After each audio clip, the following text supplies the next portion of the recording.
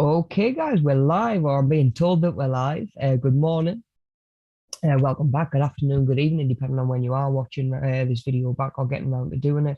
I hope you've all had a good weekend and been enjoying some of the nice weather that we've been having as well. Um, First of all, we're of course live again this week. I wasn't able to deliver the session live last week due to COVID.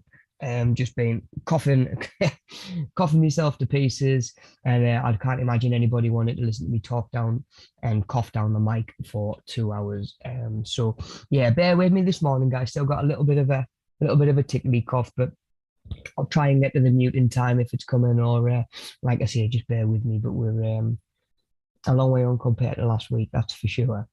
Um, okay then, guys. So we are on week 10. We're on our final week. I'm glad that I've been able to make it back in time for our final week, of course, to make sure that we get everything wrapped up. And of course, just to let you know that we've still got some circuit cards to deliver, as well as what we're going to be doing in today's session as well. So we're nearly there. We're nearly there, but not quite yet. So just because I was away last week, I know we've done this pretty much every week so far, but just to remind you that there is a survey in the description box, so you'll find that below today's video. You might have a little drop down arrow that you can click and it'll bring you up the description box. Again, my email's in there if you need it. I imagine you've probably got it by now, but it's there if you need it. We've got links to our Google Drive, where we've got links to sort of safeguarding information, anything to do with sort of learning safely online, like e-safety and all of that sort of thing. So again, in the description below, with the survey and a link to a little fitness video as well.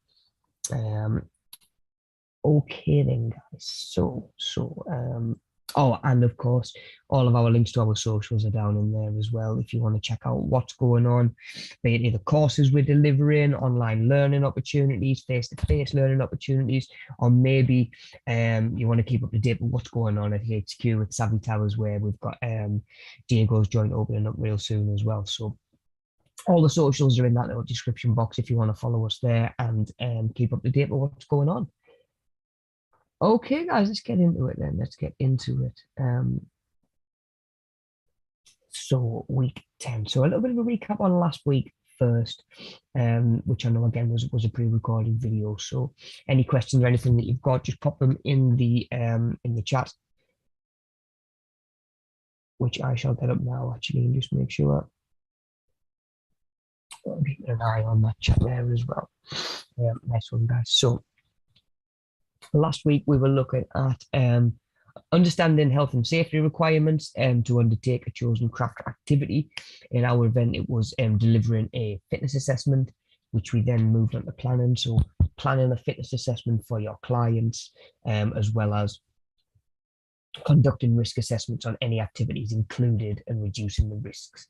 Little things like, making sure that they can't fall off of scales, or making sure that the blood pressure cuff isn't going to inflate and nip or pinch or anything like that, or be uncomfortable.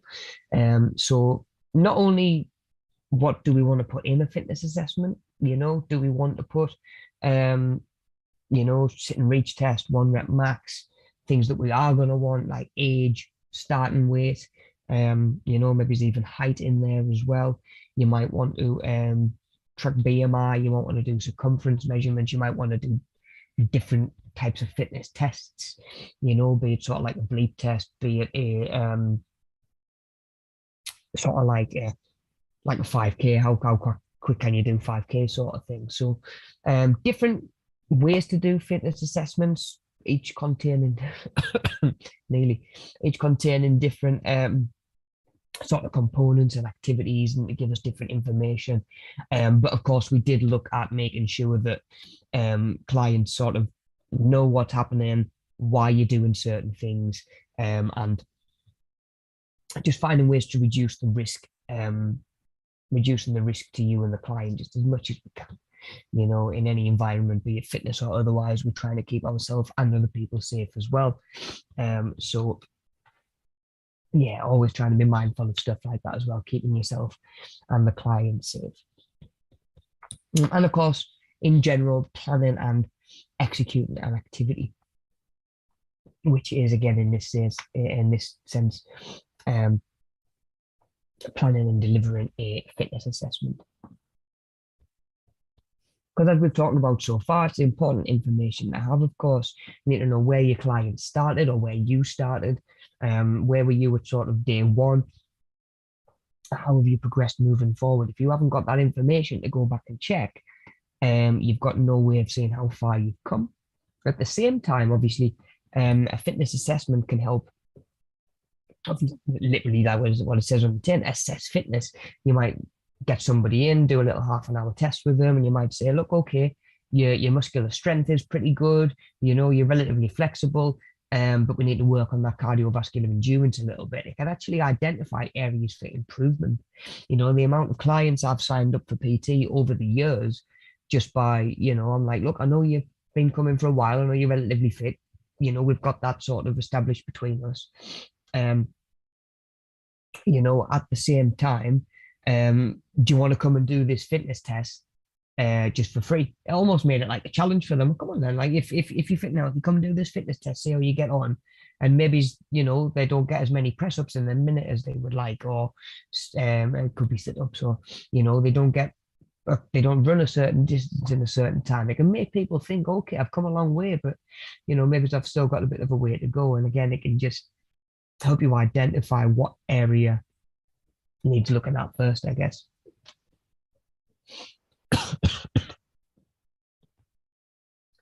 Okie dokie, okie dokie. Is there a mute on these things or not? Doing it through Zoom every time just is not quick enough.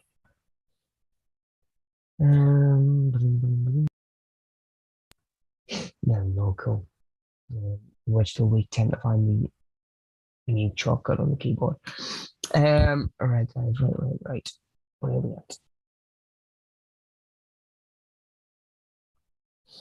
Okay then guys, so spinning on to the next slide. So what are we going to do today? What are we going to look at today? So we're going to be looking at the what a PAR-Q is.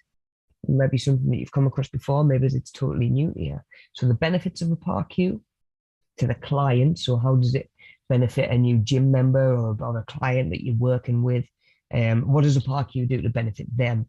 But then also, how does it benefit you as well as the fitness instructor or the gym instructor or the personal trainer? What good is a PAR-Q to you? Why do we do them? What do we need them for? And then to finish up the day's session and to finish up the course in general, I mean, as well as wrapping up last little bits of workbooks and delivering any circuit cards that they're doing and stuff like that, we are going to be designing our own PAR-Q. So putting ourselves in the position of, okay, you've got a new member comes into the gym, or comes up to your service or whatever it is that you do, and would like to join. What information are you going to ask them for? What's important? Why is it important? And we can go from there and obviously build on that. Things, of course, like I need to know potentially what injuries you've got, disabilities, maybe even things like, do you smoke? Are you asthmatic? Are you on any particular medication at the minute? Have you ever had pain in your chest while you're exercising? Is there a history of heart problems in the family? Like all of that sort of thing might be stuff that we want to ask on a PAR-Q. So we're going to really dig into that and make sure that we've got a form ready to go where if somebody was to come in, join up and say, look, I want to get started on X, Y, and Z. I want to start this new fitness journey. You could use this form to get the information that's going to protect yourself and that client in ways that we're going to get into and talk about in just a little bit as well. But really important form, guys. If you've ever joined a gym, I imagine that you've probably filled one in, a PAR-Q form. It's normally that form where you filled in your direct debit and you filled in all your bank details and stuff, and you've handed it over and you think, right, I'm a gym member now, let me crack on. And then this is normally the next form that comes out and you're just going, oh, I just want to go and train. But we're going to get a really good look at why it's as important as it is to make sure that we get those PAR-Qs done, as well as linking in with everything that we'd said last week, when we were talking about introducing ourselves to somebody for the first time, going up to them, I know your name, maybe know a little bit about you. That all came about from reading gym sign up information, which is essentially a PARQ. So these PARQs let me just in one of the many ways it helps me make a better first impression, because I can know that person's name. Um, I can know a little bit about them. I can maybe know what stuff they enjoy doing in the gym, what they dislike, just from taking a few minutes to read through their form, with permission from the gym, obviously. Right, guys, yeah, so that's going to be us this morning. So let's get into it. So what is a PARQ? I've mentioned it a few times already this morning, but what does one do? So a physical activity readiness questionnaire. Yeah, so a PARQ is a form containing information that should be obtained from the client before they begin on a fitness journey. So this is like if you're going to start any new kind of fitness regimen, sort of schedule, if you were going to, I would say, slightly increasing the exercise, maybe not, you're going to start going for a walk every day. It's up for debate. But if you were going to start going to the gym or start going to fitness classes, or granted, those are probably the only places that would make you do it. But even before you start exercising in the house, even if you were going to undergo your own fitness journey, I'm going to start exercising in the house, eating better, going for walks, as has been most of our only option through lockdown and through pandemic and stuff like that. It would be beneficial to do this as well to see where you're starting. Even just things like what you weight. You're probably going to record that elsewhere anyway, but it's all information that we can use going forward. So ideally, and in terms of safety, and this is the side of it that we're going to get into, one of the ways that it is, of course, that it sort of confirms that they're fit enough to become more active, yeah, and healthy enough to become more active. Because although fitness it's good for everybody, really, isn't it? It's just a case of timings. You might have somebody who's just had a heart transplant or whatever, who's wanting to get back to the gym and want to start lifting weights. A PARQ is there to protect them in the sense of like, you're not quite ready yet. You need to rest up a little bit more. I have had people come in, fill in a PARQ, and I've had to look at it and say, right, okay, I need to speak to your GP before we can safely get you more active. I can't stop you going out and doing whatever you want to do, but if you want to come to this gym and join and use this facility to get more active, we need to make sure that you're fit and healthy enough too as well. So yeah, if you're sitting at home, whether you're planning on joining a gym, whether you're planning on going to any fitness classes or whatever, just sort of bear that in mind. If you're going to train at home, maybe if you're going to take sort of exercise into your own hands, maybe just try and get yourself, get your hands on a little free template online for a PARQ, fill one in and just come back to it and check it in somewhere down the line. But the PARQ, that's its main job. It's going to protect the client. It's going to protect the instructor by gaining information that essentially sort of confirms that they're in the right place to begin this new fitness journey, which will bring whatever changes to daily life, which again can affect certain people in a really big way. Another example of a PARQ coming in handy, I think I might have mentioned before, you maybe caught it on one of the other sessions that we do. I had a lady come and join the gym. She wanted to start doing 1 hour personal training sessions. So I got her to fill in a PARQ, give it all the business, fill all of that in, and she had just been diagnosed with chronic fatigue. So I did a little bit of research while she was doing the paperwork and stuff like that, and eventually said, look, I can't. From what I'm reading, from what I'm gathering, I'm not a GP, and again, I will speak to yours if you're happy for me to. But my understanding of this condition is that if you do too much too soon, you're going to set yourself back. So I can't, in good consciousness, sign you up for an hour's worth of personal training when I know that you should be coming in and doing 10 minutes and resting at the minute. I managed to get her onto a sort of like an off-peak membership as well, or a I think we signed her up to like an OAP membership because essentially it was a case of like she can't exercise long enough to even get 2 hours worth of gym time a week. We're gonna it seems wrong to me to charge that person full price for a gym membership. When they can come in and exercise for 10 minutes at a time and then they need to move on. So anyway, that was what we did. And all of that came about just from filling in a park queue. If she hadn't done a park queue and I'd have said, right, off you go and train, she'd have probably wasted money on a PT course that she wasn't going to be able to do because one session she'd have needed probably 4 weeks off to recover. Because you get burned out with that condition, your body struggles to recover.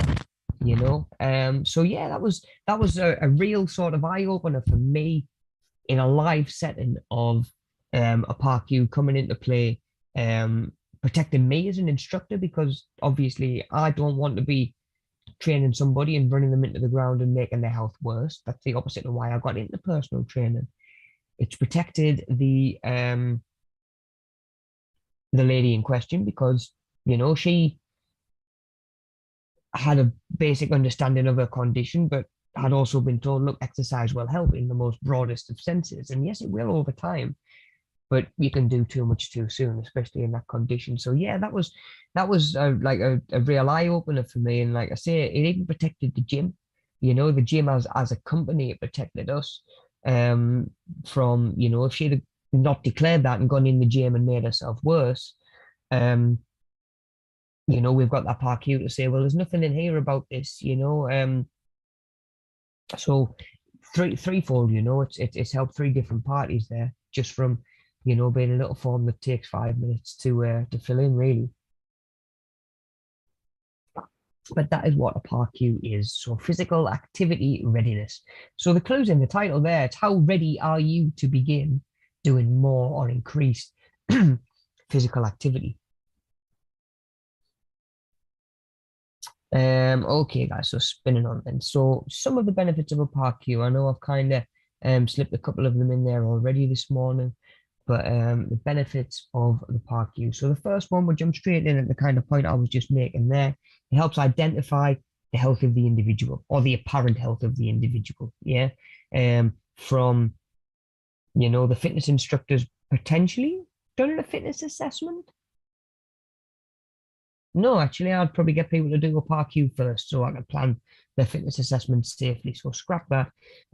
But it helps identify the apparent health of the individual in the sense of, they have chance to declare anything that they believe is the case. You can ask any questions and, get to a point where you are happy as well. So again, is that person ready to begin new activities or increased activities? Which leads into this next point, really. So it assists in identifying individuals who need special attention.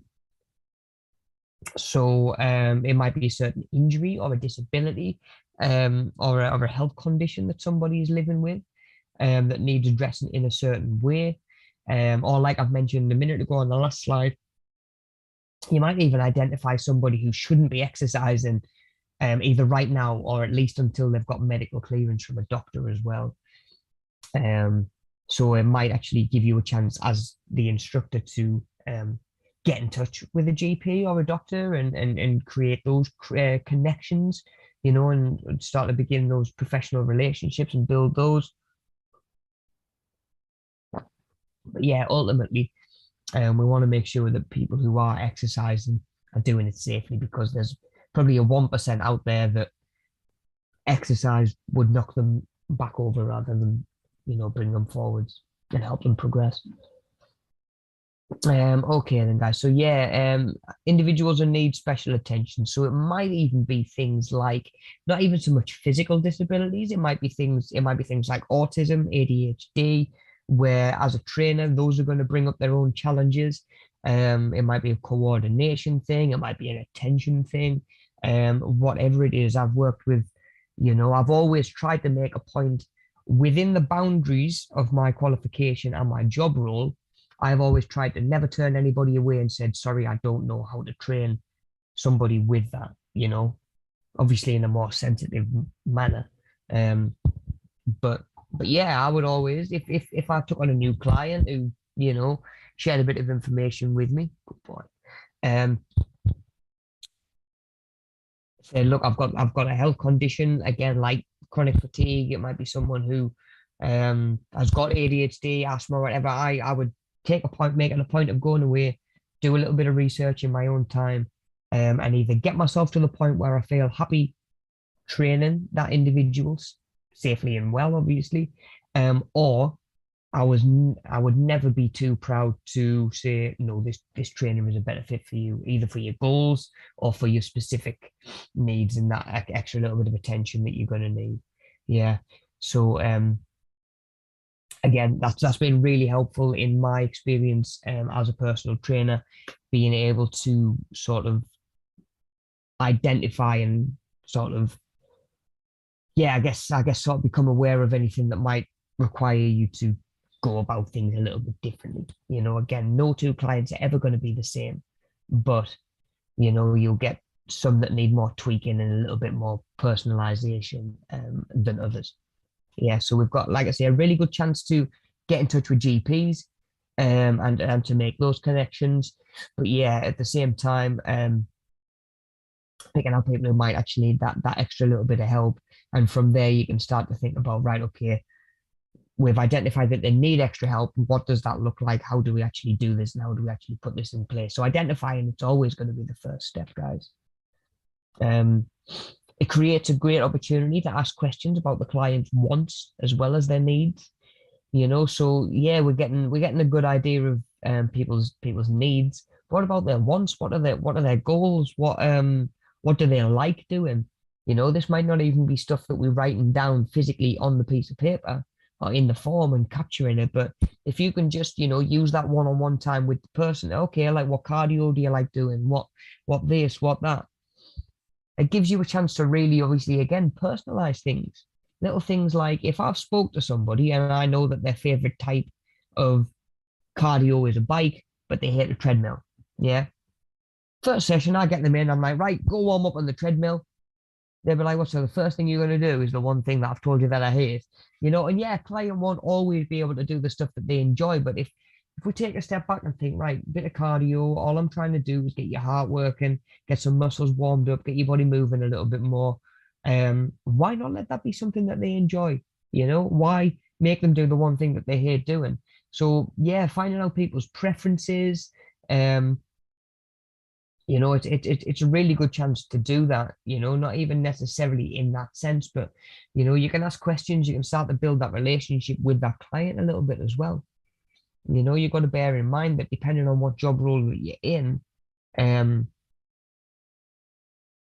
within the sort of fitness industry, might determine how or when you do a PARQ. Like I say, I used to work in a gym where, as a personal trainer, I would go to do somebody's induction and their PARQ was already done. Yeah, you might be doing a PARQ and thinking, look, I'm going to keep hold of this, and these might be a good client in the future. You might be doing the PARQ on the gym's behalf, whatever it is. It's still a good chance to get to know that individual, and point them in the right direction, be it exercises or a specific PT. Okay, so those are some of the benefits of the PARQ. Just moving on to this second slide here. So just keep the ball rolling a little bit. So PARQ is going to help a personal trainer become more familiar with the client's physical abilities. I know that kind of links in with, what we said on the last slide, identifying people with, specific needs. But coming away from, even injuries, disabilities, whatever it might be, physical abilities are different from person to person. Someone might be in really good health, in some senses of the word healthy, or fit in some senses of the word fit, but it might be a mobility thing. They might not be able to squat because they've got really tight hamstrings, or they get a pain in their lower back. If you ask somebody to do a squat on a like on a fitness test or something like that, and their lower back hurts, well, they're not going to be doing heavy squats anytime soon because I need to work on mobility and stuff like that. So yeah, it might be things like that. It might be okay. This again, I had again perfectly healthy gentleman. I think he had a trapped nerve. To be honest, he could press with one arm, and he had no strength or range in his other arm. Um, and again, without doing a PAR-Q, without doing a fitness test, I wouldn't have been able to sit down and say, right, okay, we're going to do more of this, less of this, whatever. So, as we can see on the bottom there, the very last point, information that we get from a PAR-Q can be very helpful when designing our exercise program for that person. Again, what are they like doing? What do they dislike doing? Have we got an idea of stuff that they're good at, not so good at, stuff that's going to put them off, stuff that really motivates them and challenges them? Maybe even sort of what weight roughly do they want to start on? Because at some point you've got to put them on a machine and pick a weight and start. The only way that you're ever going to get the right weight is a little bit of trial and error, but you can tend that you can probably have a little bit of an educated guess as well. So yeah, really, really, really big point, that one. Help PTs become familiar with the client's physical abilities. What are they good at? What are they not so good at? What do we maybe need to work on first? Again, that might be mobility, that could be fitness, whatever. Okay, so PAR-Q also helps protect PTs against grievances and legal problems. So again, you've got somebody who is got a bad knee, they've just had a knee operation or whatever, and they don't put anything on their form about the knee operation. They haven't let you know. It's not on the PAR-Q. They get on the treadmill, start running, knee goes bang. All of a sudden, they want that to be your fault because it's happened in your gym. And it's like, well, unfortunately, you had your chance to declare it on the PAR-Q and you chose not to. We didn't know about that. You haven't disclosed that to us. The advice that we've given you has been based on what you've given us in terms of information. So that's not our bad. We were working with what we knew. So it really can help PTs. I used to work with one individual instructor, I guess we could say, an instructor who had once upon a time had a client had a heart attack on the treadmill, and it's ended up going to court and stuff like this. And luckily, I say luckily, it's a really unfortunate circumstance, obviously, but from that guy's perspective, the client hadn't written anything and he hadn't declared anything in his PAR-Q about like a bypass he'd had or something in the past, that would have led the instructor to say, look, I would advise against this and I would advise against that. And that is the only reason that instructor didn't face any legal action, because the client hadn't declared it. Had the client declared it, he might not have been doing that sort of training in that state. So yeah, health will always come first. Health and of course people's safety will always come first. But when it comes to, at the end of the day, it's a real position of authority, I guess. You are responsible for the people that you're training and giving your advice to. It needs to be sound advice. It is people's health, to be honest. And of course, a PAR-Q makes sure that we're getting the information that we need, and protects, like I say, the gym and you as well, from all of that sort of nasty stuff. But really, we all want to be a million miles away from, nobody gets involved with any personal training or fitness to be dealing with paperwork and legal problems, I'm sure. So yeah, it's just another way that looks to keep the instructor or the client or the PT safe as well, Like I mentioned a minute ago, it helps open lines of communication between PTs and doctors. I imagine that there is stuff that PTs, in terms of fitness and exercise, probably know that doctors don't. In terms of anatomy and medicine and well-being, PTs get, doctors get a lot of training, years and years of training that PTs don't. I don't know how long it takes to become a doctor in this country, these days, but I do know you can become a PT within 8 weeks, you know. So there will be stuff that is out of your wheelhouse and is beyond the boundaries of your um, job role and responsibility, that you need that communication with doctors, and we need that sort of open communication with be it the local GP surgery or whatever. And then, like I mentioned earlier on, information collected from a PARQ can be very helpful when designing an exercise program and providing support and guidance for the clients. You know, it might be, again, finding out preferences, what they're like, what's their goals. If somebody's training, for cardiovascular fitness, but for football, to be on a football team, it makes no sense to put them on a treadmill and be like, right, just run for 45 minutes. That person is going to get more out of their training if they're running around cones. Maybe it's even dribbling the football if you've got it, agility works, sprints, all of that sort of thing. Get it engaging for them, use the information, literally the information they give you and you collect. You can sit and look through after and say, right, okay, how can I plan this person's exercise routine, or their workout program.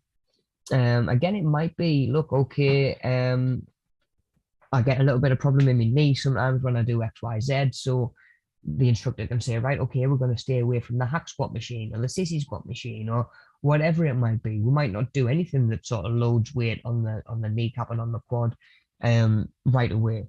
Lots of different ways that the information that you get can actually affect that person's training, You might have for somebody their individual sessions might look similar to other clients and stuff like that, but of course we're putting stuff in when it's applicable. You don't want every client's workout to be the same. And I would say that for an 8-week program, I have never had 2 people come in and do 8 weeks exactly the same. Session for session, exercise for exercise, set for set. It's never been done. And that is because, obviously, again, it's personal training. It needs to be specific from person to person. And the only way we can do that is if we have information on what makes this person unique and what makes this person sort of tick. And I guess that's just another way where the PARQ comes from. You can look and you can say, right, what does this person need? Or what sort of do I want to throw at this individual? So again, lots and lots of benefits of the PARQ that, 99% of people aren't happy to see when it comes out, and it's like, oh, by the way, just one more form before you can go use the gym. I've seen it for years, that sigh of, oh, I just want this paperwork done. I know it well. Trust me, your instructor probably doesn't want to be doing that paperwork any more than you do, but this is why we need to do these things. Okay, so yeah, a little recap. So identify the apparent health of the individual, assists in identifying individuals who need special attention or who shouldn't be exercising, potentially until they get medical clearance from a doctor. It's a great opportunity to ask questions about the client's wants and needs, helps you become more familiar with the client's physical abilities, protects PTs against grievances and legal problems, helps open lines of communication between PTs and doctors, and information collected from a PARQ, of course, can be very helpful in designing that exercise program when the time comes as well. So lots of benefits there to the old PARQ. Okay. We're lagging a little bit, but we're still moving, guys. So what information might we ask for? Yeah, what information might a PARQ ask for? We've mentioned so far how that information might get used, what it's important for, how we can use it, but what's the information in the first place? What are we gathering? What are we going to use to help plan our 8-week workout? So the more information we can gather, or a PARQ can gather, the more helpful it can be in guiding and supporting somebody to get the most out of their fitness journey, especially while keeping them safe. Now, I've seen fitness assessments and PARQs that are on 2 sides of the same bit of paper. I've also seen a PARQ that's like 10 pages long. It's like a little bloody booklet. You're waiting for it to come out in hardback. Um, but you know, pros and cons of each. One's a little bit quicker to get through, gets the basics. Another one is a more in-depth sort of right to get a really good profile. Um, One you might use as a sort of gym sign-up sheet, pretty basic, gets the information that we need. A more in-depth one you might use if you were PTing somebody. You know, I used to go quite in depth with my PARQ in the sense of, you know, um, even like, do you drink alcohol? If so, how many units a week? Could you be pregnant? Do you smoke? If so, how many a day? That sort of thing. Because you know, the more information you can get, like I said, the more personal that workout plan can be. Um, Depending on the facility or activity, some PARQs may be different, but we'll always ask for at least the same basic information. Yeah. So PARQ is always going to ask for the same basic information. Some will ask for extra, some won't. Yeah. So the main things that we're going to be looking for is somebody's name. Of course, we need to know somebody's name. In terms of record keeping, as well as, you know, it's handy for somebody else that might use that paperwork as well and meet that person. Of course, it's handy to have a name to put to it all as well. Date of birth. Again, date of birth is important. It's not going to be the be all and end all in helping somebody pick their workout. But again, if you've got someone who's a little bit younger, are their bodies still potentially developing? Have you got somebody who's a little bit older, you know, whose joints maybe need a little bit more care? Is it potentially somebody? I know we're moving into this one here a little bit, but with old age tends to come osteoporosis as well, you know, or risk of osteoporosis. So is it a case of do we look to get a little bit more resistance training in there to improve that bone density a little bit, you know? So age, it's not going to be a defining factor, but it can give us some information of where this person is at. It's a tough one because it never really pays to assume anything either, you know. But information, date of birth, it's very black and white. It is what it is.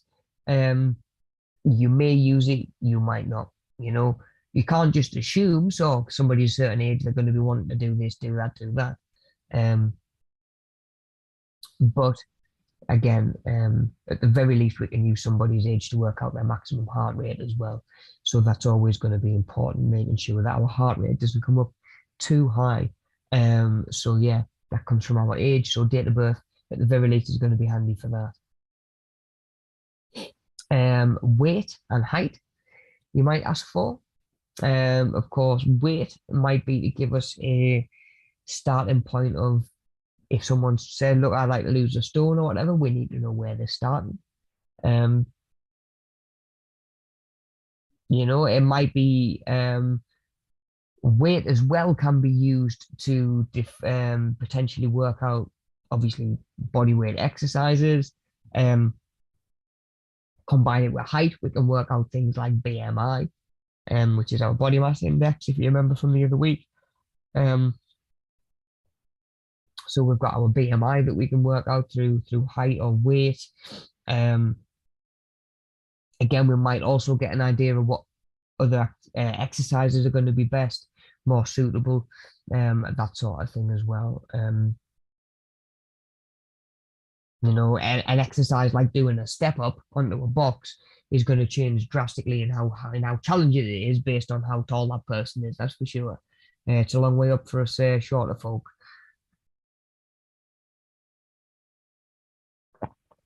Okay, then this is a big one here. In fact, they all are. This bottom row as well is kind of where a lot of the personalization is going to come into play. It's do you get any pain while exercising, be it muscular, what you perceive to be sort of skeletal. So does it feel like bone? Does it feel like a muscle, a ligament? Chest pain, even do you get any chest pain while you're exercising? Because that'll all determine the sort of stuff we can do safely and where we might want to improve or an area that we want to stay away from entirely right now. But yeah, do you get any pain? You know, I've had a lot of people over the years that have got niggles and injuries, and for whatever reason are struggling to exercise a particular part of their body. Now, sometimes you do need to just rest it, but that doesn't mean that you need to stop. Yeah, it might be a case of like um, exercising around pain or exercising around a muscle that's hurting, for example. If you've got a little bit of a tight low back, it doesn't mean that you can't go in and do some exercises. I'll be getting somebody like, right, okay, you've got a weak lower back, that gives you a little bit of pain. First of all, we need to strengthen that a little bit by potentially doing some lower back exercises, but really, really light. If I get you on a really heavy deadlift and get you to go for a personal best week one, we could throw you back out, yeah? So again, knowing what exercises to stay away from, and potentially where like, all right, okay, we'll focus on this first. I've had people with knee pain due to hamstrings being weak or overdeveloped, or back pain because their pelvis has got a little bit of a tilt on it or whatever it is. And again, some pain you can work through and correct. Some pain you need to leave to its own devices and it'll heal itself. But very rarely do either of those things mean that you need to stop entirely. Got a bad knee, do some upper body stuff. Got a bad shoulder, do some lower body stuff. Got a bad shoulder and a bad knee, do some abs. There's always something we can do. Well, 99% of the time there's something we can do. And like we mentioned before, that 1% can be sort of identified through a PARQ, where it's just, no, we need to not exercise right now, we need to rest. So yeah, helping sort of work around pain, helping people push through pain, address pain, hopefully improve pain as well over time. I've had people with pain in shoulders because what was it? It was because their pecs were too tight. They were overworking their pecs. They were doing a lot of press ups, trying to improve the size of their chest. They were doing a lot of press ups and a lot of chest work. And when really these muscles were just getting tighter and pulling the shoulders forward. So the chest was actually getting more sunken. Yeah. What that person then did, I gave them a load of back exercises to do, which strengthens up the muscles in the back, which pulls your shoulder blades back and makes your chest a little bit more prominent and a little bit more pronounced. Yeah. So it can be from over exercising some of this pain. It might be from doing pull-ups in a way where, your form's a little bit off, so you're actually hurting your shoulder. And it might just be a case of, right, we're going to tweak this, we're going to use the assisted pull-up machine, we're going to do this, we're going to do that, just to avoid you making that any worse, while meaning that you can still get something done. Injuries and operations that you've had in the past is kind of similar, but again, I guess with this sense, you've got to think about, has somebody had a half bypass? When was it? Was it 10 years ago? I still want to know about it. I don't care if it was last week or 20 years ago. I want to know that you've had a half bypass. I need to know that sort of thing. Injuries, operations, like I say, it might be a new knee if you had a hip replacement. It might be a case of, again, I've had people come to me who have had a knee that was so bad that they've had a knee replacement, but while they're waiting for that knee replacement, their other leg's done all the work. So they've now got like an imbalance in their legs.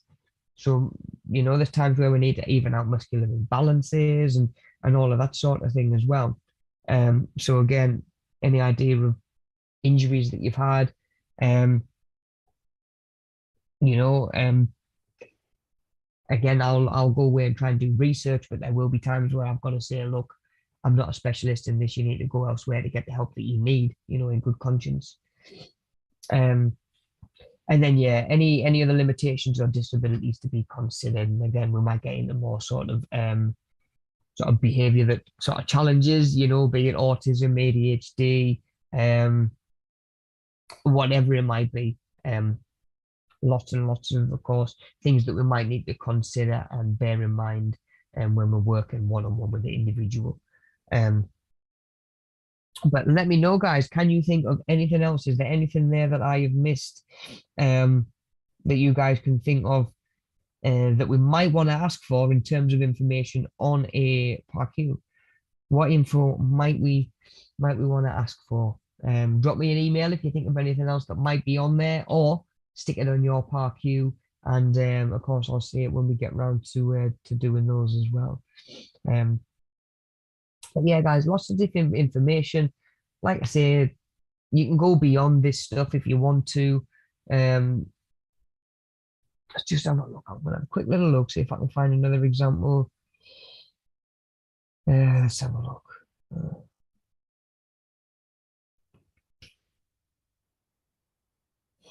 Just see if there's anything else that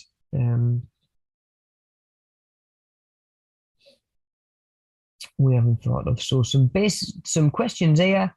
Has your doctor ever indicated that you have heart trouble?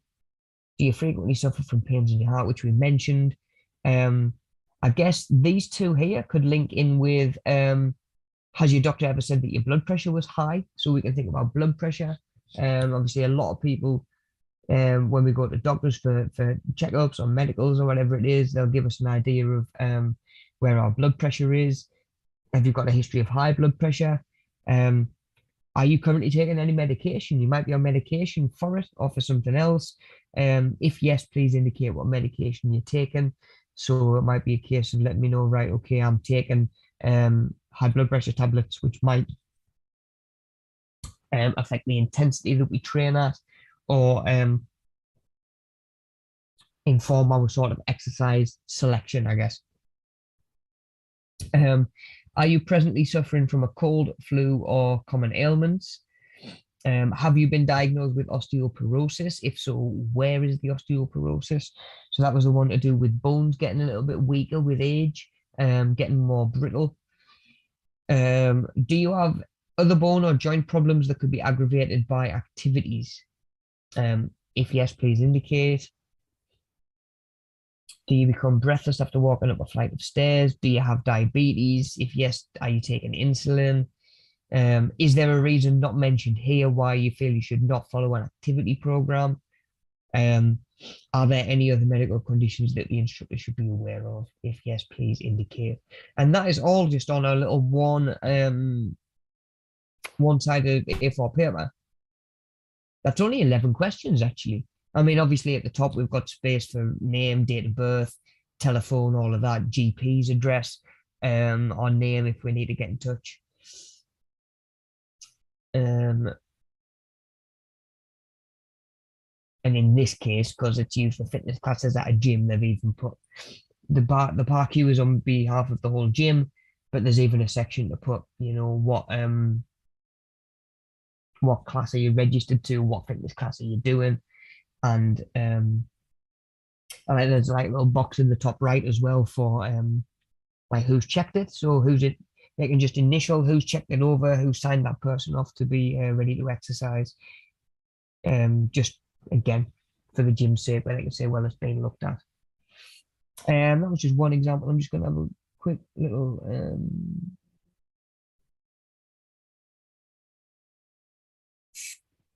look through another one, see if there's anything else that I've missed. Do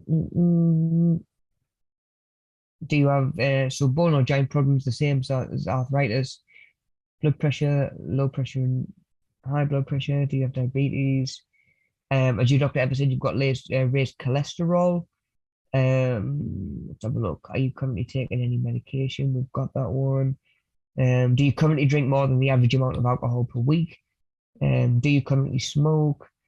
Do you not currently regularly exercise or work in a job that's physically demanding?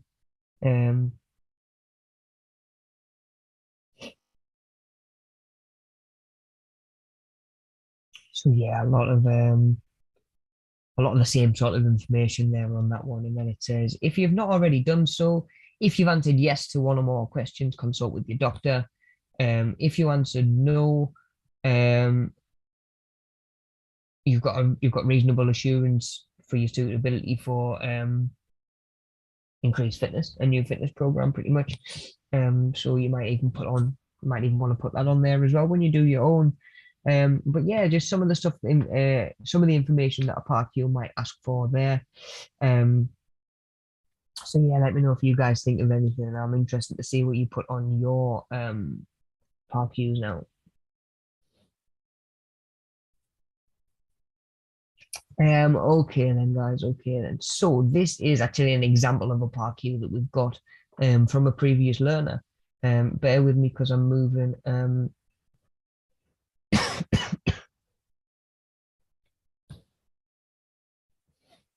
So I've got muting time that time.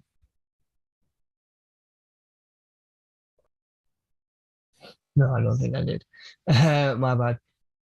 So yeah, this is an active sort of park cue. So please carefully read the following questions, answer each one honestly, and then tick the appropriate box. All answers will be confidential. That's a nice little touch to put on there, letting people know that the information's not going to go anywhere it doesn't need to. The park queue must be completed before any form of training slash induction is allowed. Yeah, makes sense. So we've got name and date of birth. Then, has your doctor ever said you have a heart problem? Have you ever had chest pain when you were doing activities or resting? Are you currently taking any medication for either a heart problem or other problems? Do you suffer from bone or joint problems? In the past year, have you had any major illness or surgery? Um, have you ever been diagnosed with any of the following? Diabetes, epilepsy, asthma, or other problems? If yes to any of the above, please state. Are you pregnant? Or have you recently had a baby? Yes or no? Then at the bottom, thank you for completing this form.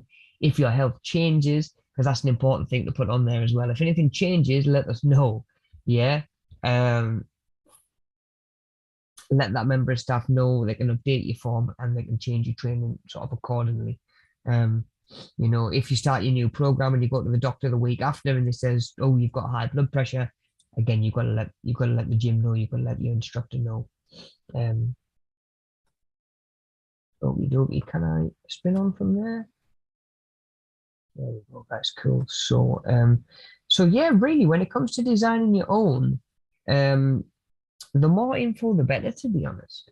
Um, So just some of the other questions that you might want to ask. I really like some of these last few actually, and the information you can get from that. So we've got, have you ever had chest pain when resting? We've done that one. Are you pregnant? Have you recently had a baby? Because that's one that a lot of people don't think about. Obviously, having a baby is a lot of it's essentially trauma to the body, isn't it? It's a lot to go through, and the style of exercise that your body can take afterwards, or the type of exercise that your body needs afterwards, I guess, is going to change if you've just had a baby. However many months ago. So. That's information that we need to know, not just whether you're pregnant now, but have you recently had a baby?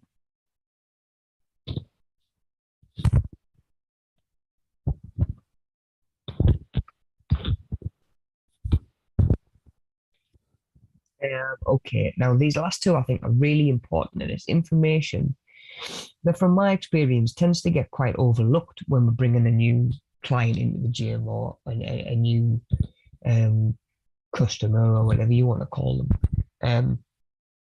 When were you last on a fitness program? Because someone is going to, even if they've had a year out, yeah, they haven't exercised for a year. Maybe they haven't exercised since the first lockdown. We're talking 2.5 years. Maybe they haven't really exercised since then.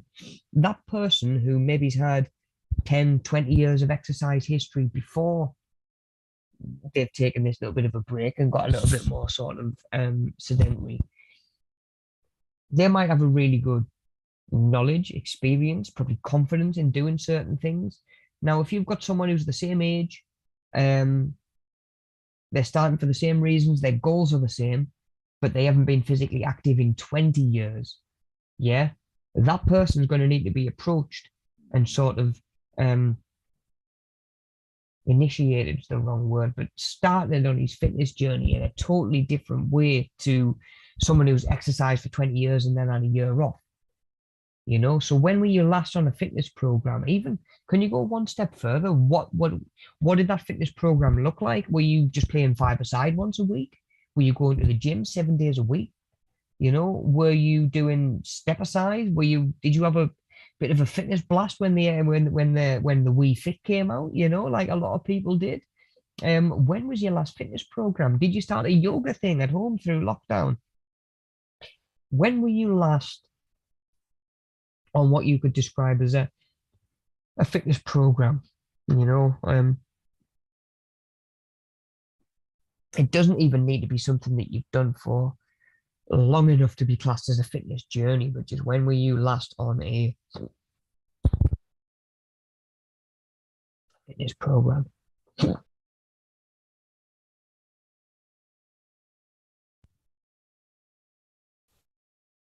Oh man, so I've avoided coughing fits so far this morning. Now the hiccups have snuck up on me. Okay, so yeah, that is a really important or really helpful. I don't know how important. It depends what you class as important, I guess. But I always thought it was important because again, it's another piece of information that makes that person unique. Um, and it's more information you can use when putting their program together. So, when were you last on a fitness program? What did that look like? And what made you decide to start this one now? Yeah. Why was it not 6 months ago? Why was it not in 6 months' time? Why are you here now? You know, what's pushed you through the door? Because I imagine, you know, I know what it's like to go into the gym for the first time. I know what it's like to feel quite overwhelmed and you're a little bit of an outsider or a little bit of a stranger sort of thing, that you don't really belong, you don't fit. I've been there as a gym member, and I've been there as an instructor as well, going into a new gym and you know trying to demonstrate your value to the members and stuff like that. But yeah, what made you decide to start now?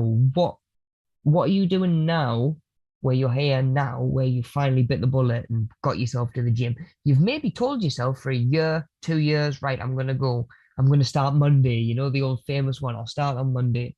Um, of course, Monday never seems to come for some of us. So, what made you decide to start now? Um, and make it, again, as personalized as possible. Someone says to me, oh, I want to get fit. Well, okay, what does that mean to you? Is that body composition? Is that being able to run a long way? Is that being a lift a lot of stuff? Is it being flexible and agile? Um, you know, fitness is quite a vague term, and of course, that's where our components of fitness start to come in. What made you decide to start now? What was your motivation? Even if, like, right, okay, I want to get fit. Right, okay, what does that mean? Oh, I mean, I'd like to get more cardiovascularly fit.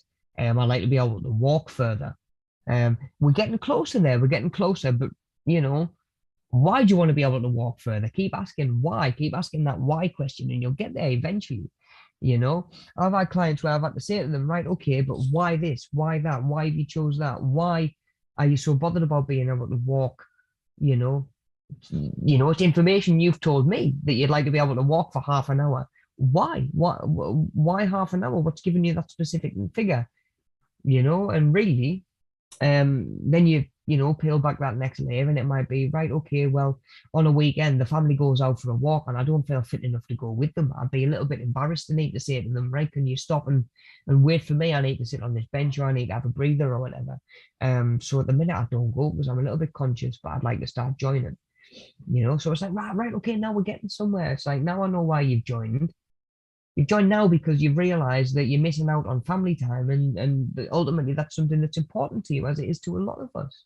And there's nothing wrong with that as well, but that will serve as a motivator when you start to struggle, or when you get tired, or when mentally check out a little bit, because you're going to have good weeks, you're going to have hard weeks.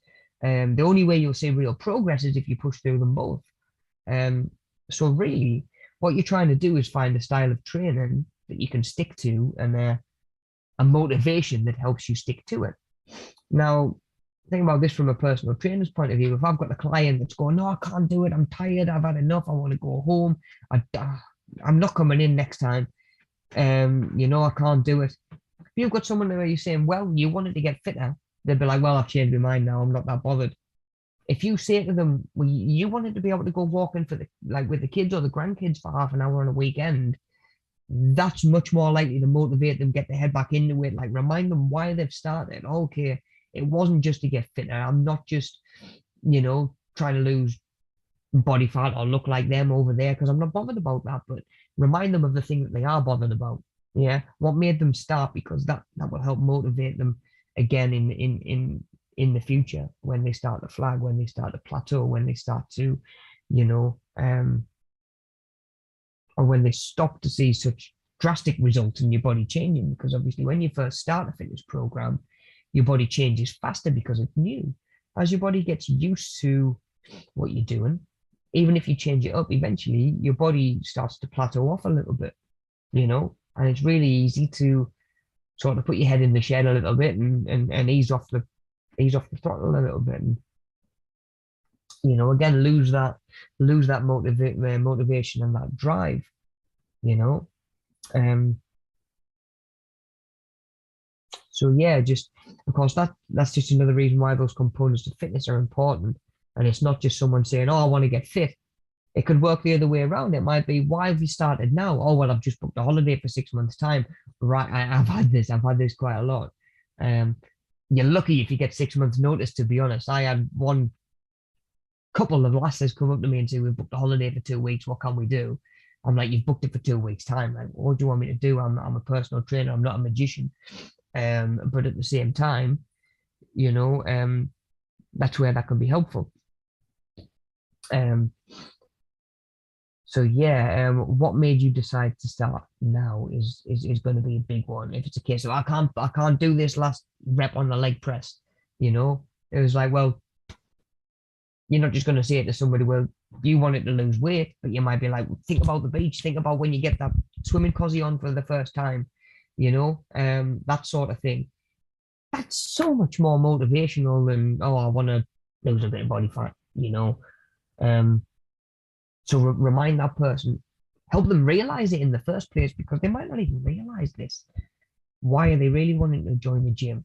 It's not because so and so at the office has done it and lost a couple of pounds and everybody's clapping for them and making a big deal, because you want to spend more time with the family, or that sort of thing. So yeah, I love those last two questions. When were you last on a fitness program? you know um Maybe even ask, what sports and activities have you done in the past? What have you got a history of? What are you familiar with? What made you decide to start now? That is a real big one, especially for me. I've always thought that that's quite a big question to be asking, and making sure that we know that information. It doesn't have to be written down. It's helpful to have it written down, especially if you can show the client it in their own handwriting. Like, mate, that's your handwriting, that's not mine. The one that wanted to lose 2 stone so you're at less risk of a heart attack. We're halfway there already. Yeah, you're halfway down the line of where you wanted to be. Don't stop now. If you stop now, you're going to slowly probably go back to square one. And in 6 months' time, when you decide again, I don't want to have a heart attack at 50, you'll be back to square one. You've got to start again. Keep it going. You've done the hard bit and got started. Keep going. And these are things that help people stick to their training. It's all in the mind. It's all psychological.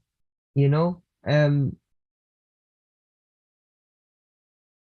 yeah, it is. It's all a mental thing, I think, when it comes to fitness. Um, I guess just one of the reasons it can be such a boost to our mental health as well, I guess. Okay, guys, right, we are going to come back to this slide. But in terms of slides, PowerPoints, that's us done, guys. That was everything that we needed to cover. We are going to have a little quick look through the workbooks and just make sure that we've got all of them and we've got a rough idea of what still needs doing in them. You can ask me any questions if you're still not sure what needs doing in a particular workbook or whatever. But yeah, we'll come back to this slide just to finish up the session. So only problem with the nice weather, you open one window and it's like the cast of Bug's Life straight in through the open window. Right, guys. Yeah, okay. So yeah, we're going to come back to this slide just to finish up, just so we can wrap everything up nicely. But yeah, guys, one thing that we do need still need to do. There we go. That's Monday morning when you've had a week when you've had a week feeling rough and on painkillers. Yeah, so we need to make sure that workbooks are done, circuit cards are done, and have been sent to me, even if it's pictures of them, or book in your one-to-one and you can just show me them, talk me through them. That'll be good enough. And then I need to see a fitness assessment and park queue. So if you want to hold off and just show me all three at the same time in the same Zoom call, circuit card, fitness assessment, and park queues, happy days. That's no problem at all. We can do it that way. Again, if you want to just take pictures of stuff when it's done, send it over. Yeah. So yeah, for your park queue guys, just bearing everything in mind that we've done today. So yeah, circuit cards, at least 6, up to 10 of them. And we needed 2 with equipment, 4 bodyweight exercises. We need a fitness assessment and we need a park queue. Yeah. Right, guys. So circuit cards, we know what's what. Fitness assessments, we covered in last week's video. So by all means, go back out and check that out again. If you're watching in the chat and you want me to cover anything to do with that, let me know. Just while we've got a little bit of time, the fitness assessment, if you're still not sure what's what with that. And then, like we mentioned today, we're going to knock up our own park queue as well that we would give to a new theoretical client. Yeah. Okie dokie. Right, guys. So yeah, we're going to come back to this page. Let's go to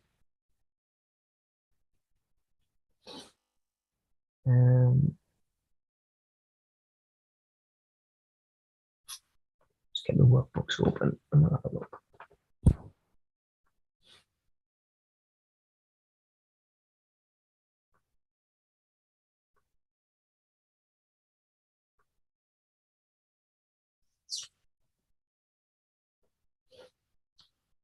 All right, guys, 2 seconds, 2 seconds. There we go.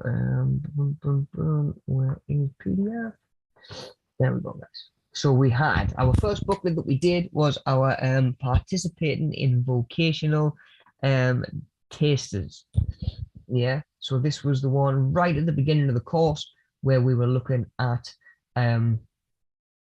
exploring, understanding different vocational areas,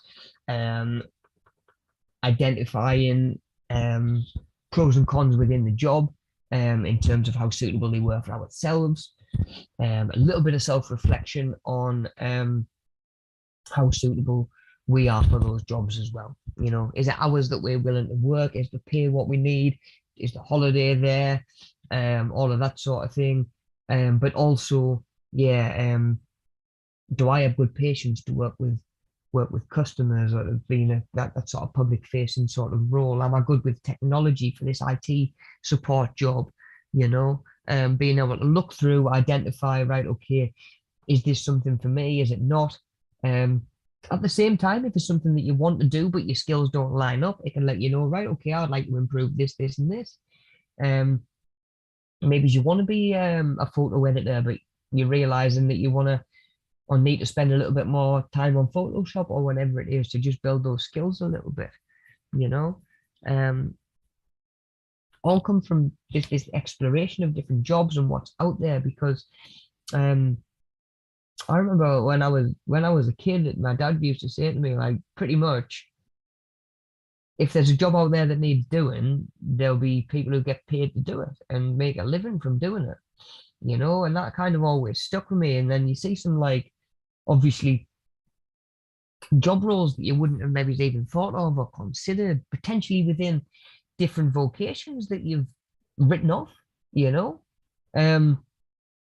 So again, it helps to explore, see what options are out there, see what there's, you know, maybe a lot of a shortage of in your local area. What skills could you develop to step into that sort of vocation or into that industry, you know? So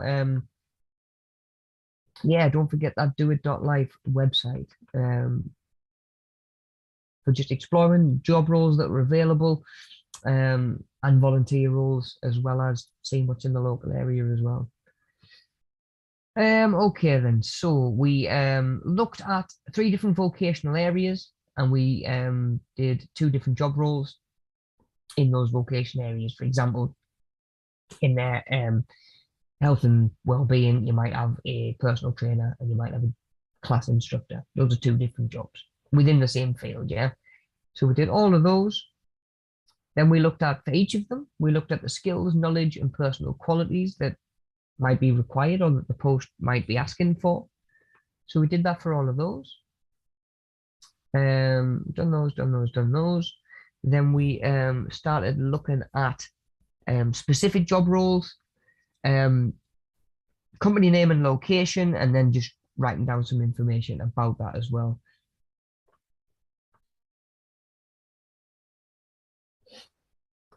Be it sort of duties and responsibilities that you'll be doing in the role, what they're looking for in a candidate, things that they must have, things that they'd be ideal for, interest, activities, and all of that sort of thing.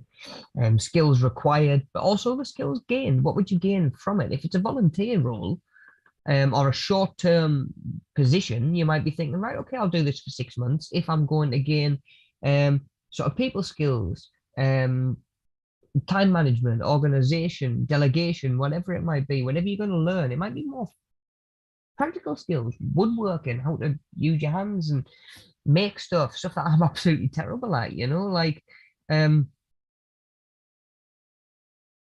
it might be an incentive to take on certain things or to try certain things if it's going to develop certain skills.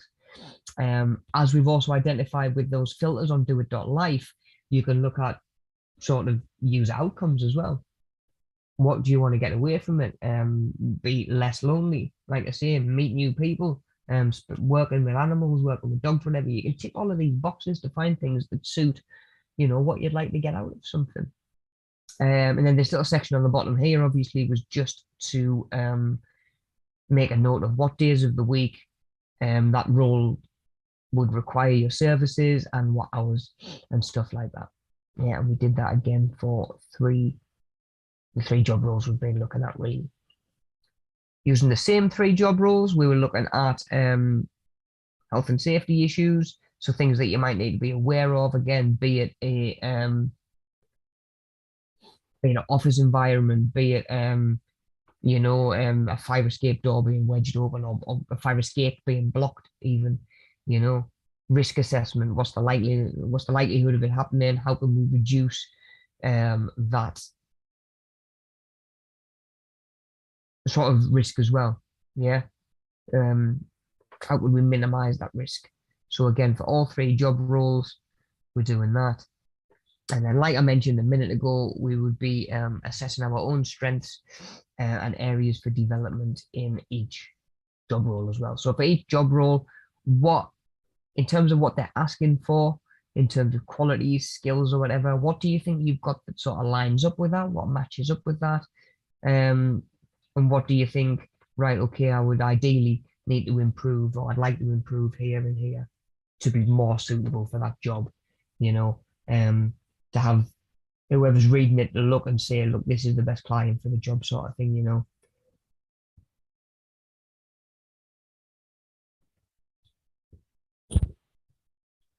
Oh,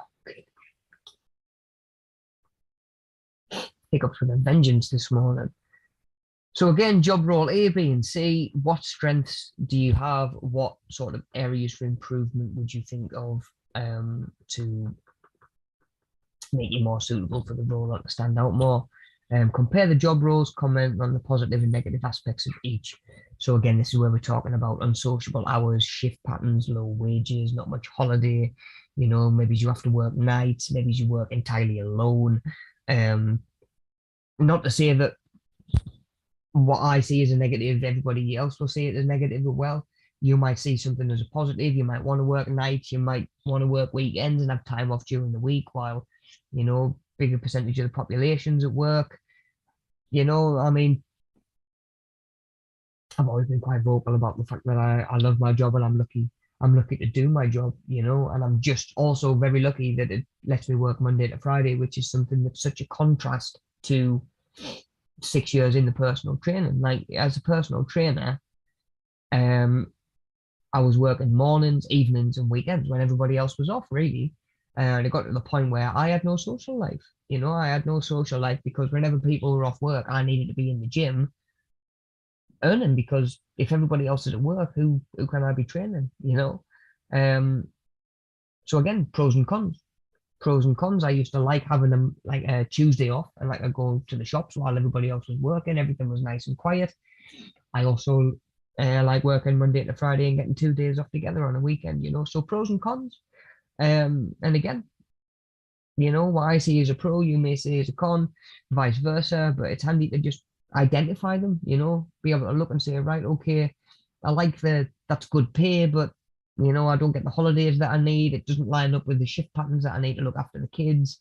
Um, whatever it might be, you might be looking and thinking, right, okay, I have the skills to do that job. I probably am the best candidate for that job, but still, XYZ, I'm not going to apply for it because I don't think it's right for me. Yeah. So again, for all three job roles, we did negative and positive aspects. And then to finish up this workbook, we did, so from your three researched job roles, which one is your most preferred and explain why? Have you got more skills that make you suitable? Do you have more, is there more positive aspects in terms of the way it fits into your lifestyle? You know, um, is it in an industry that really interests you, or potentially it's an industry that you've never considered before, but you found a job role that does interest you? Yeah. So which is your preferred job role and why? Yeah. It says at the bottom, yeah, and just why then that's that workbook done, guys. Yeah. So we'll get that workbook done and dusted, and that was our vocational tasters. So we then moved on to tools and materials, tools and equipment for practical activity. So this is where we were looking at, let's have a look. So just to sum it up, how to use tools and equipment for an activity and how to maintain, store, arrange your tools and equipment as well. Yeah, so we got um, putting together our circuit training session. So obviously where we started with our circuit cards, this is our circuit cards. So what you'll need in terms of equipment required for your training class, what will be used and how it will be used, what exercises will you do with it, etc. And that's just for 3 bits of equipment, yeah. For your description, think about the exercises that will be carried out. Also consider the benefits for why it will be used. Then we did health and safety to do with these tools and equipment. So thinking of a circuit training class, identify 2 different safety precautions with at least 3 pieces of listed equipment. So you haven't got to do all of them, just 3 of them, yeah, and 2 safety precautions to think about, be it a resistance band snapping, a kettlebell handle coming off it, a medicine ball splitting, whatever it might be. So safety precautions and things that we need to watch out with. Then use the box below to plan your circuit training session. Up to 10 stations, yeah, so at least 2 and a minimum of 6. Also at least 2 need to have equipment, like I said a minute ago. 2 need equipment, 4 can be body weight, so we need a minimum of 6, yeah. So you're just writing in what it is that you're going to do, what equipment you're going to use, and getting a real structure for your circuit. So when you're doing, or when you were doing your circuit cards, it's nice and easy to follow along with. Laptop's on the right go slow now for some reason. Then outline the care and maintenance needed by the tools. So use the box below to choose 3 pieces of equipment and outline at least 1 way to care for and maintain each piece of equipment. So again, it might be an exercise mat, rolling it up, putting the bands on, put it to one side, put it on a shelf or whatever. So 3 pieces of equipment and at least 1 way to care or maintain for each piece of equipment. Boom, boom, boom. 3 pieces of equipment and state at least 1 safety precaution associated with each. Oh, why is this so slow? Oh.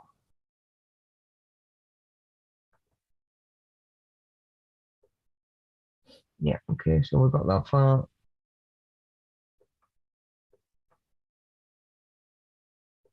So then, yeah, once you've sort of talked us through the circuit, etc., we can do these last couple. So we've got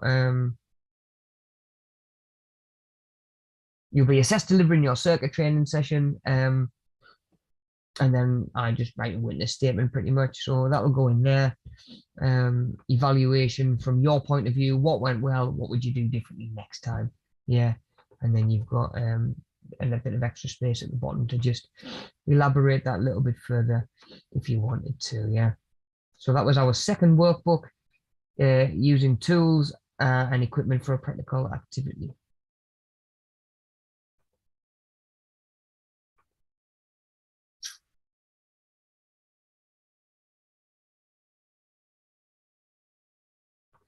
Okay, next one, using materials in a practical activity.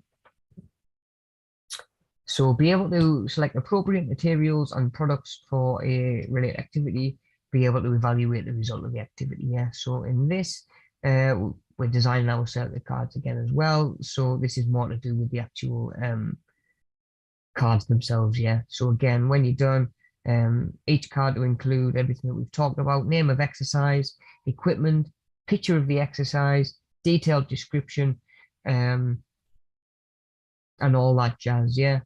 Boom, boom, boom. Do your circuit cards. Let me know when they're done. And then same again. Chance for you to leave a little bit of feedback. What went well? What would you change if you did it again? Yeah. Or what do you think would make it even better? So that's our circuit cards. In terms of the cards themselves, yeah, the other book relates more to the pieces of equipment that we're using in the circuit, if that makes sense. So this is the booklet to do with your cards. The last one was more to do with planning out your circuit and understanding the equipment a lot better, that you're going to either use in your circuit or potentially you'll come across in the gym, in a fitness environment at some point, I'm sure. You'll bump into most of those that we've looked at. And then the last one that we've got is sort of that last unit that we've worked our way through in terms of developing practical skills and techniques as well. Yeah, so knowing how to use practical skills and techniques for a chosen activity, know how to plan and execute the activity, understand the health and safety requirements to do such a thing, and review your own development as well. So you'll notice that self-reflection's been a big part of this level 2. Looking at where we are, where we've started, how we've progressed, strengths, areas for improvement, all of that sort of thing. All right, guys. So yeah, and this one, this booklet really puts you into the shoes of the instructor, yeah, or the gym instructor, or the personal trainer, or whatever. So first activity was in the box below. Describe how you conduct yourself in this situation. So imagine you're a fitness instructor working in a small gym. Your job role is to meet and greet new clients and run them through the induction process. Yeah. So how would you conduct yourself in this situation? What skills and techniques might you use to make your new member feel at ease? So that is if you were the gym instructor doing the induction. Yeah. Using skills and techniques to undertake a chosen activity. Yeah, so in the box below, can you write a brief description of how you would plan to introduce yourself to your clients, how you'll use body language, the impression that you're trying to make, anything that you might think about eye contact, etc., that sort of thing. You might even put in there, a little sentence about how you might make sure that you were sort of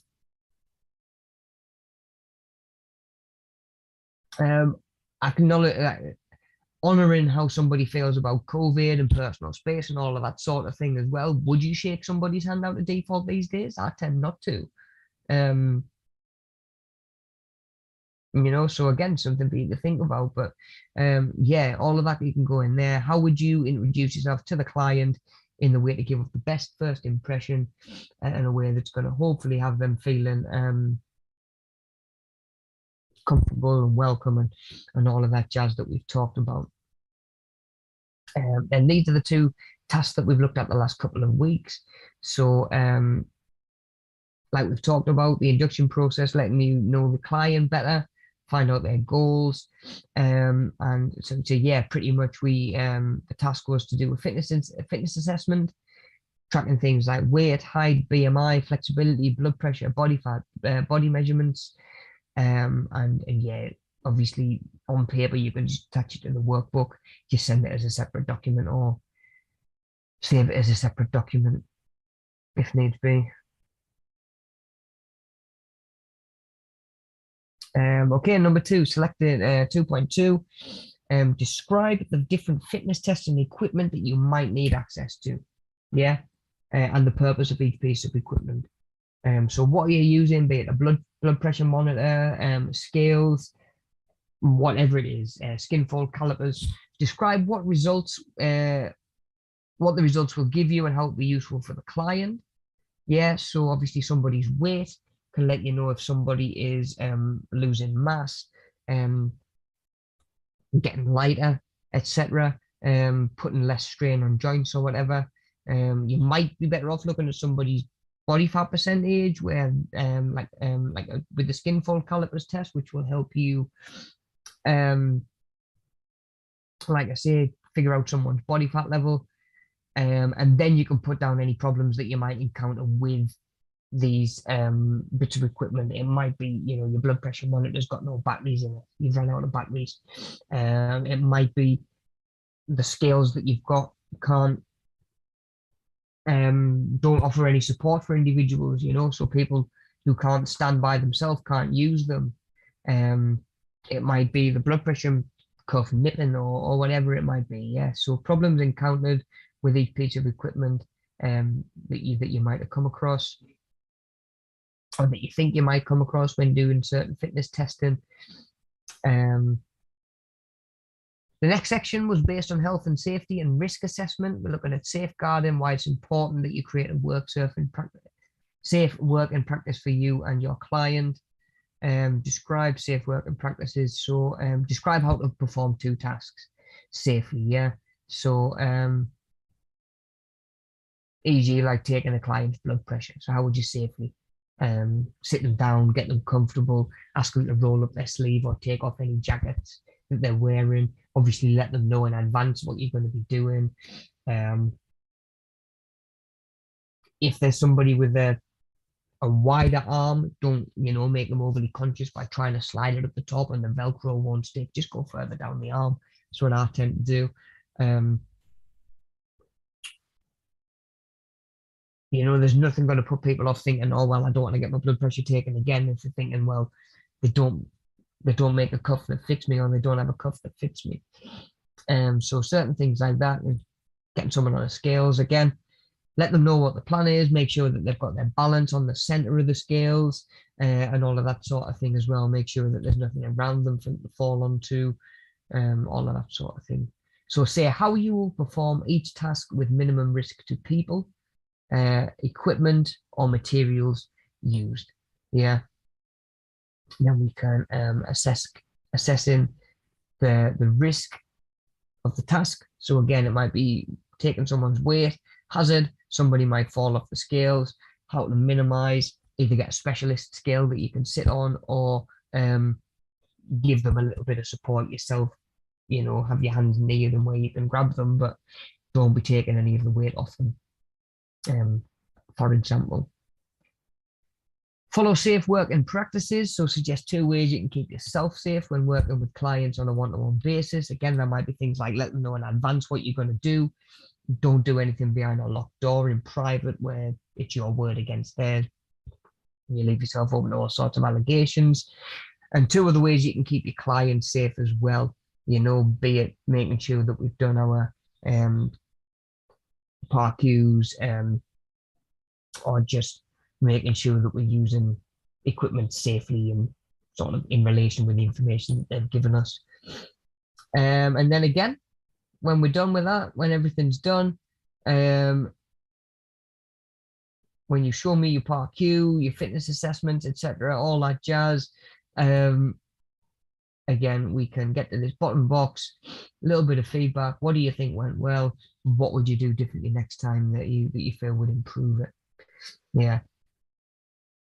Okay then, guys, cool. So those are our 4 workbooks, guys.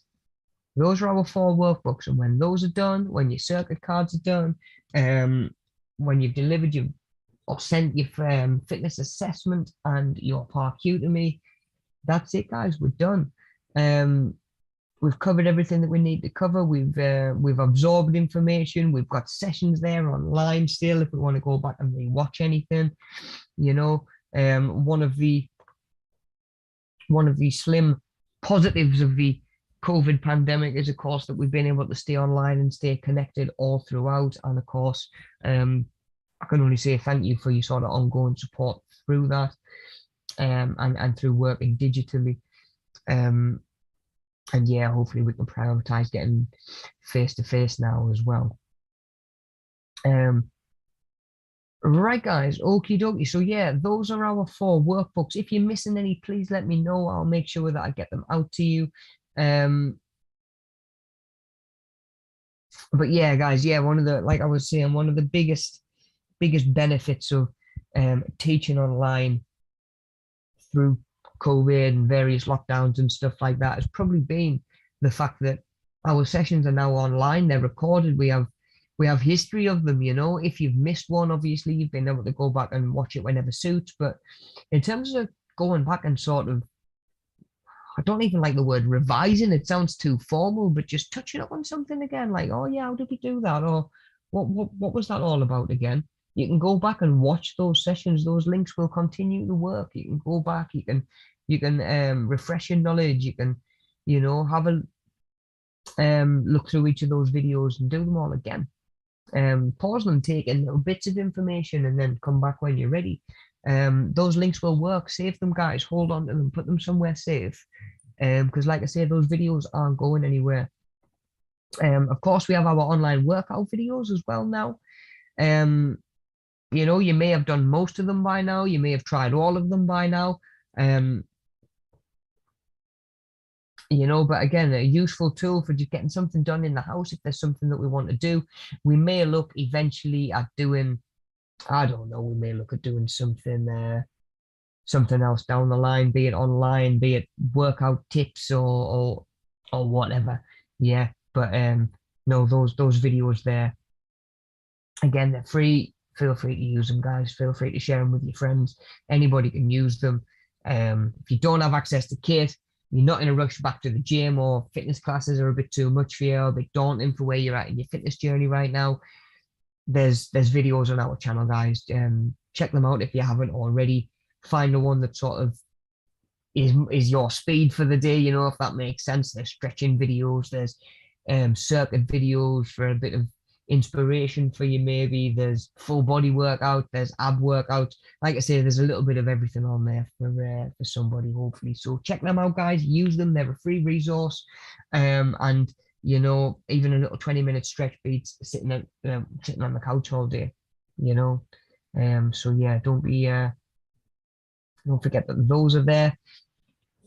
So yeah, guys, really, if you've got any questions or anything like that, obviously with it being the end of the course, and as it stands at the minute, I believe this may be the last course in term 3, so it might be the last course of this academic year on the health and well-being side. Anyway, I believe that there's always stuff going on the digital side, guys. So if you're looking for more courses to get enrolled on, to get engaged with some really knowledgeable tutors and some really interesting course content as well, check that out, guys. If you're like me and you've got pretty poor digital skills, it's almost a travesty that I work for a company called Media Savvy when I'm anything but yeah, check out those other courses, guys. Really interesting, really well delivered as well, guys. So yeah, check those out. Like I say, our socials are there if you want to stay up to date with everything that's going on Media Savvy. It might not be so much online courses and stuff like that, but yeah, the future's bright and exciting for everything Media Savvy. So stay tuned, give us a little follow, make sure you keep up to date with what's going on. You might get a chance to swing in for a coffee and say hi in person. I know there's people that I've only ever met sort of online, through these YouTube workouts, people that have done the courses. So yeah, by all means, pop along, get into the Diego's when it's open, come say hi. And yeah, stay up to date with everything that's going on with Media Savvy, guys. We're always got stuff lined up in the pipeline, even when we hit the sort of what's your traditional summer holidays, really, your 6 weeks off. Um, we'll still be working away, keeping busy. So yeah, there's always stuff on the horizon. So yeah, give us a little follow on social media if you want to keep up to date with all of that sort of stuff, guys. Right, actually, because we got time, I'll show you these workout videos, where they are, where to find them. So if I was to come to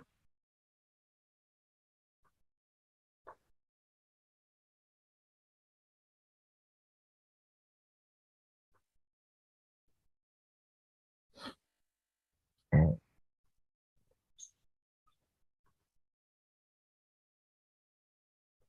so this is where you would be. Obviously, if you just went to Media Savvy's YouTube page, you would find the list of playlists is going to have one called Media Savvy's Home Workouts. So that's on our playlist, yeah. And we've got a few videos there. So we've got a little bit of, like I say, hopefully something for everybody. We've got an abs workout. We've got full body with a little bit of cardio in there. We've got one that is AMRAP training. So it's really good for endurance. So you've got like AMRAP just means as many reps as possible. So you might have 5 minutes and it's like, right, do as many squats as possible.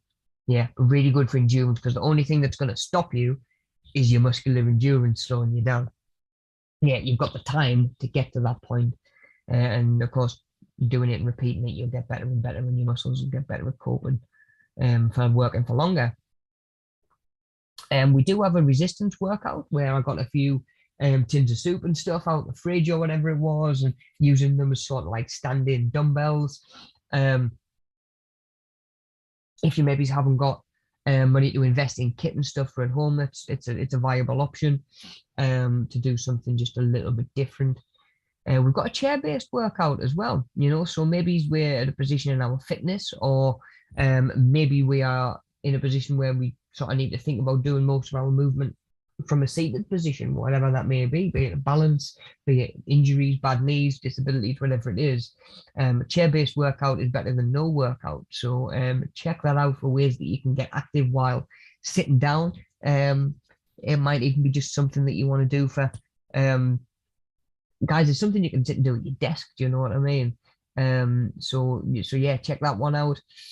20-minute stretch routine was the first one that I did. It's a really good place to start if you're on a new fitness journey. Of course, if you've not been active for a little while, it always pays to just start off with a nice little stretch. Wake those muscles up before you beast them. And yeah, you're gonna hurt a little bit less, that's for sure, and you're much less likely to injure yourself. So let's just get moving first. It's not like, right, I'm starting a new exercise workout, right, 1,000 burpees every day. Like, no, start small, have a little bit of a stretch on the morning, mobilize yourself, get those muscles used to working, get them used to stretching, and then from there you can build up that intensity, you can build up that workload. You don't have to go straight in at the deep end. So there's a legs and bum workout. So from the waist down, pretty much, you've got a lot of quads, a lot of glutes, a little bit of hamstrings in there. So if you want to do your legs and your bum a little bit more, legs and core is a little bit different. So we've got lower body workout mixed with some ab work and some sort of core work, and then the last one on there is just an upper lower body interval. So there's some upper body workout, there's some lower body exercises. But yeah, guys, that is what they look like, and obviously tells you how long they are. But you can have a little watch and just see. On your back, legs out, toes pointing away. Just do a little individual lifts. Take your time. Yeah, always make sure that there's like an option for making it harder or easier there, to make sure that you've got something that's sort of like right on your level where you are right now, that's going to challenge you, but not be too tough. So I'm sat wearing them shorts right now. But yeah, guys, yeah, I always like to make sure that you know the name of the exercise, so it starts to build up your sort of exercise database, really, your library. So if I say to you, do leg lifts, like, oh, what's them? You've done them before, you know what they are, and you can go to them a little bit easier. So yeah, I like to make sure you know the name of the exercise, how to make it easier, harder, and all of that as well, guys. So yeah, if you want to do something in the house, or maybe you want to, I see people do workout videos, but in the gym, they just have to go to a different space to really get into it themselves. That might be something that you want to look into. But yeah, guys, these are all on the YouTube page if you want to check them out.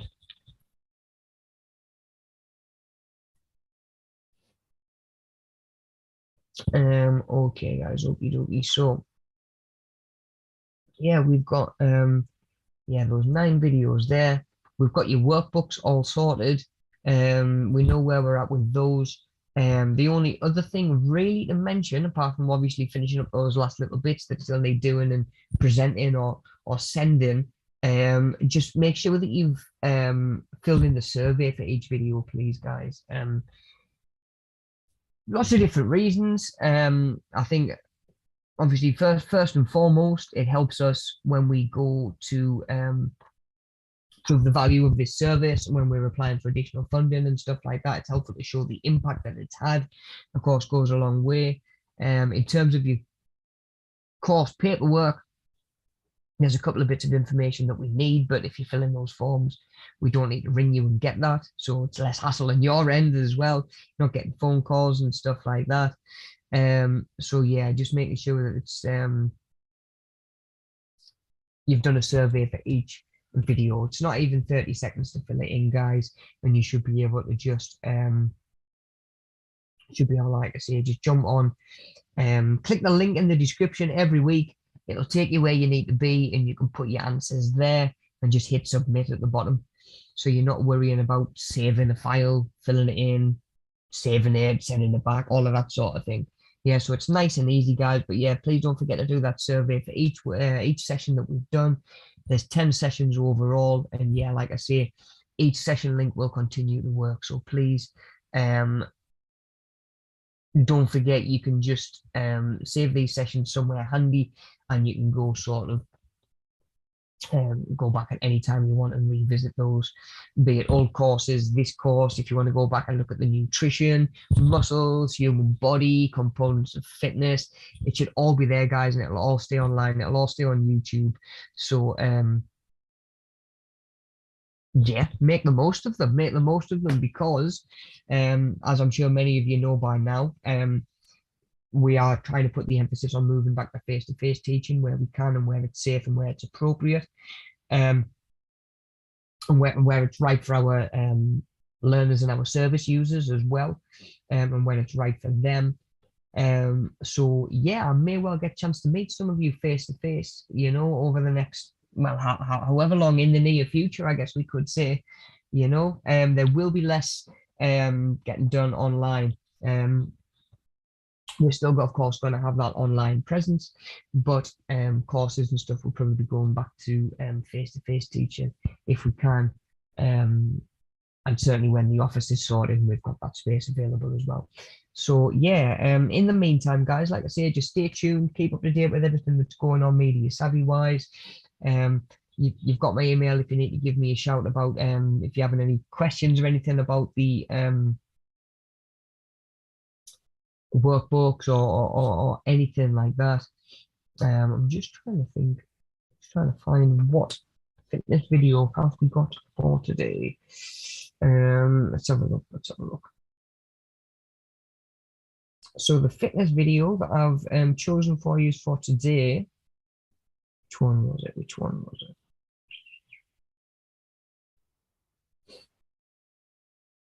Oh, there's that many of them. Okay, yeah, so I actually picked the AMRAP workout for today.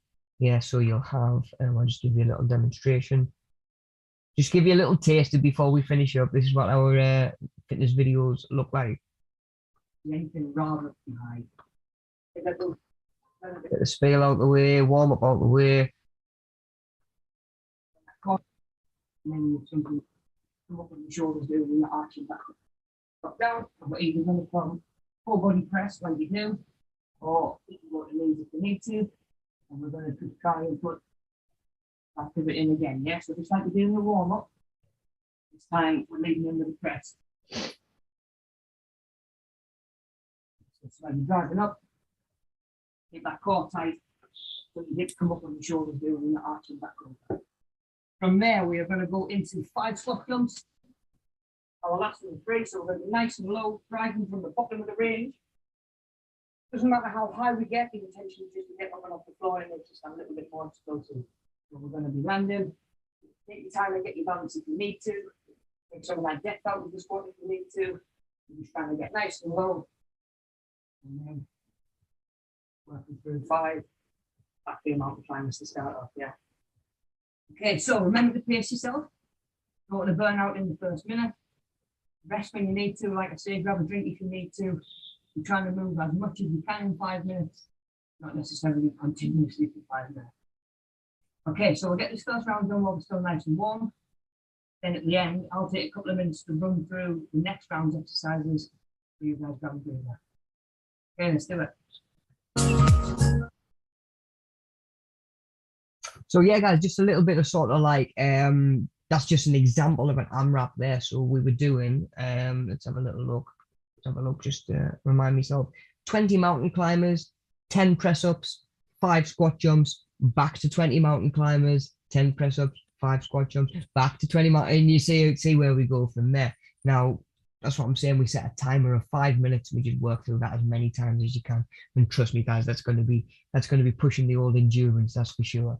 But yeah, if that's not feeling your like I say, speed for the day, by all means, check out some of the other videos that are on there.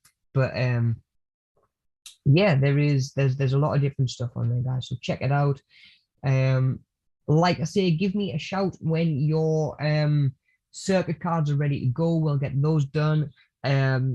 Trying to think, I think everybody's still got their fitness assessment to do or to show me. But yeah, once those are done, we can start getting stuff ticked off and boxed off, guys, and done. But yeah, good luck with the rest of your circuit cards, your fitness assessment, your PARQ. Just because this is the last session doesn't mean that I'm not here to support anymore. If you need that help, like I say, you've got my email, and you've got access to all 10 videos to go back and watch again if you decide that that's what you want to do.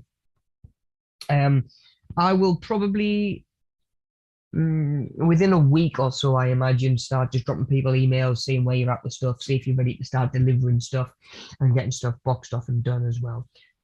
So yeah, let me let's keep up to date with that. But yeah, guys, that'll about wrap us up for this morning. We've wrapped up the workbooks, and we've had a look at the Media Savvy YouTube. You guys know where our socials are. If we're going to, obviously, if you want to stay in touch with what we're up to going forward and stuff like that, it's not very often we don't have the next course sort of lined up to move on to, sort of thing. So yeah, in the meantime, if you're waiting for that next health and well-being fix or that next step on your fitness journey, and you're waiting to see what's coming up next, like I say, just keep in touch on the socials and all of that jazz as well. And like I say, you've got emails to keep in touch and stuff like that. I'll obviously get in touch myself if there's learning opportunities come up. I'll drop everybody an email so we know what's what, where we're at, what we have access to, and any other stuff that Media Savvy puts on in the future as well, guys. Like I say, I hope to see some of you in person soon in Diego's for a coffee. Any excuse for a coffee as far as I'm concerned. But yeah, guys, thank you as always for not only logging in every week, but for choosing to learn with Media Savvy. Like I say, support's gone a really long way throughout the pandemic and has been a crucial part of keeping us going as well, guys. So yeah, thank you very much. Get in touch if you need a hand with anything, and hopefully the next time I see you guys will be face to face and not through a Zoom screen. Yeah. Okay, guys, everybody take care of yourself. Again, thank you for supporting over the last 2.5 years. Thank you for helping me integrate with Media Savvy and begin, a new full-time position and a new job. Couldn't do it without the support of you guys as well. So thanks as always. And yeah, keep in touch if you want to know what else is coming up. Okay, guys, we'll leave it there then. Session 10 out of 10 done. Level 2, developing skills for employment, personal well-being and fitness, done.